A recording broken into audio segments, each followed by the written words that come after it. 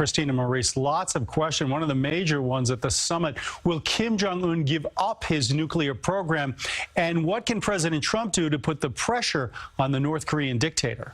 President Trump arrived in Vietnam for his summit and was taken to his hotel, where he was greeted by crowds on the streets of Hanoi.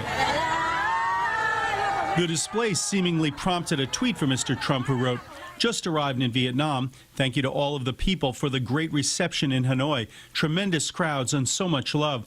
During this week's talks, President Trump may be willing to offer relief from crippling economic sanctions in exchange for North Korea ending its nuclear program. We want denuclearization, and I think he'll have a country that will set a lot of records for speed in terms of an economy. Kim Jong Un arrived in Hanoi earlier in the day after a 60-hour train ride from Pyongyang. And while riding in his limousine, he rolled down his window and gave a rare wave to the crowd. The notoriously security-obsessed and reclusive dictator apparently was not happy with his accommodations at his hotel.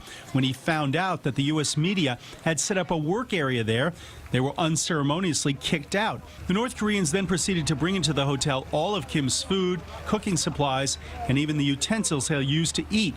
President Trump and Kim will dine together tomorrow before they begin their official talks on Thursday, some 8 months after their last summit. This time, Mr. Trump says he'll be patient. I'm not in a rush. I don't want to rush anybody. I just don't want testing.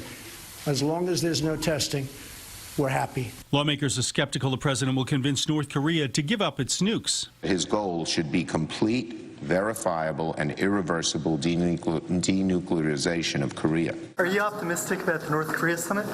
No, I'm not. I don't think Kim Jong Un is ever going to get rid of nuclear weapons. He makes promises after promises after promises, and he doesn't keep his promises, and it's now time for him to show some good faith.